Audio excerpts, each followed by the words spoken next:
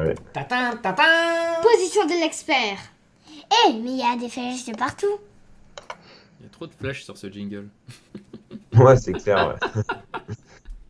Alors, ouais, en pose de l'expert, on a pris une position hein, de la partie Nakamura Gukesh. Donc là, on a la sortie de l'ouverture.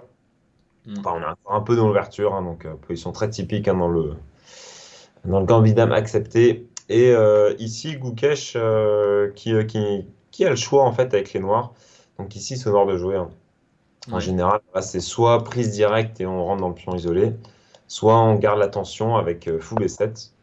Mais le truc, c'est que quand on joue fou B7, on accepte aussi que la position puisse se compliquer, notamment avec ce coup là, E4. Alors, bon, je pense qu'objectivement, c'est un corps égal. Je crois même, ça, c'est la seule conférence de presse que j'ai écoutée. Enfin, à un moment donné, on l'interrogeait et il disait qu'il pensait qu'après E4, il allait pouvoir égaliser, mais que ça allait être plus compliqué. Euh, En tout cas, voilà, en général, les noirs dans le gambit dame accepté qui se retrouvent avec ce choix. Et ici, il rentre dans le pion isolé. Bon, cavalier prend, ça mènera à des positions assez égales aussi, hein. Et ici, il a joué un coup très intéressant, assez rare. Alors, toi, comme tu me disais, en général, on ne peut pas vraiment le faire. Ouais. Mais ici, c'est un très joli coup B4. Et en fait, B4, l'idée, c'est que si les blancs prennent, eh bien, on ne reprend pas avec le fou, mais on vient jouer ce joli coup, la cavalier C6. Et en fait, on veut reprendre du cavalier pour ensuite revenir en D5. En Ouais. fait, le cavalier a une super case en B4, hein. C'est ça. Quand c'est le pion isolé, le cavalier est super bien placé en B4, il peut revenir là, taper le fou.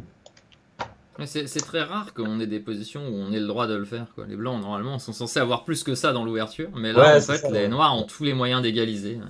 C'est ça, ouais. Mais je pense que c'est aussi ce qui a surpris un peu Naka. Bon, après, Naka, voilà, il n'a pas proposé grand-chose dans l'ouverture, Hmm. mais quand il s'est pris B4, je pense qu'il a été surpris. Et alors, une petite variante qu'on peut montrer, c'est ça aussi, c'est que s'il décide de s'accrocher au pion, ici à cavalier B4, donc ça touche le fou qui est cloué, on est obligé de revenir. Et bon, alors il me semble que là, il y a plusieurs coups possibles, hein, mais voilà, un coup que moi j'ai regardé rapidement, c'est ça, dame B6. Et en fait, il y a un pion de moins pour les noirs, mais les noirs vont même se retrouver mieux, parce que là, il y a fou à 6, enfin, il y a énormément de compensation. Ouais, il y a beaucoup de lignes du gambit dame accepté, par contre, comme ça, des fois on a un pion de moins, mais c'est juste trop de jeu. Ouais, voilà, c'est ça. C'est souvent un pion B comme ça, mais ça donne rien. Et du coup, après B4, Naka qui a dû jouer cavalier E4. Ouais. Et ici aussi, un coup très précis, hein. Ouais. B prend A3, alors ça on peut montrer. En fait, il a joué B prend A3 suivi de fou B7. Mais si je joue fou B7 tout de suite, là, il y avait une ligne qui aurait pu être compliquée un peu pour les noirs, c'est cavalier C5. Et maintenant, en fait, si on prend C5 et prise en A3, il y a ce coup-là B4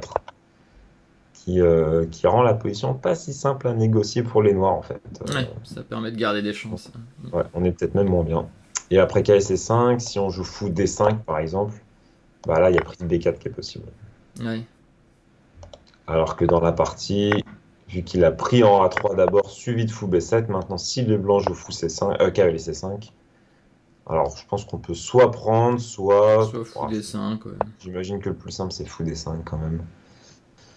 Et Peut-être c'est quand même c'est ce qu'il très fallait jouer, mais bon, fou B1 qui est C6, ça fait très peur. bien, ok, ouais. Ça fait très peur. Ouais. En général, avec le pion isolé, on espère avoir des attaques à un moment donné, mais là, c'est vrai que les noirs sont quand même bien en place, quoi. Bah ouais, parce que c'est bien ouvert l'Eldam, il a déjà bloqué le pion, il a bien placé ses pièces, ça paraît. Si Et, celui-ci ouais, va se rediriger vers E5, pourquoi pas, à la limite. ouais. Et comme je te l'ai dit, et que je vais le redire là, moi j'ai été très déçu, au bout de 10 minutes, j'avais plus envie de regarder cette partie. Ouais, bah, il s'est fait Et, égaliser très très vite, hein.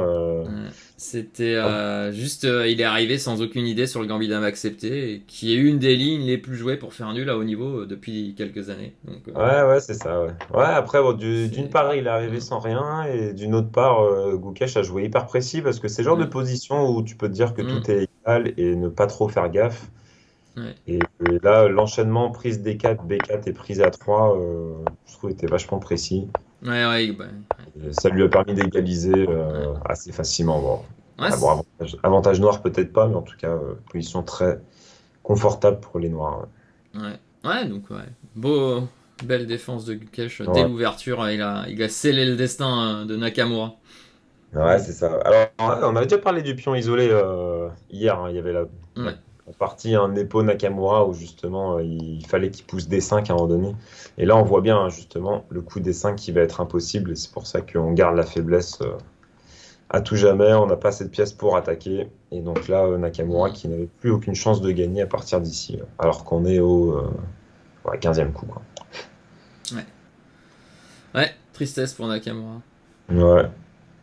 Alors, il y a une dernière position de cette partie, c'est la petite tactique. Ouais, que c'est tu ça. peux montrer. Jingle pour la tactique. Ouais. Alors,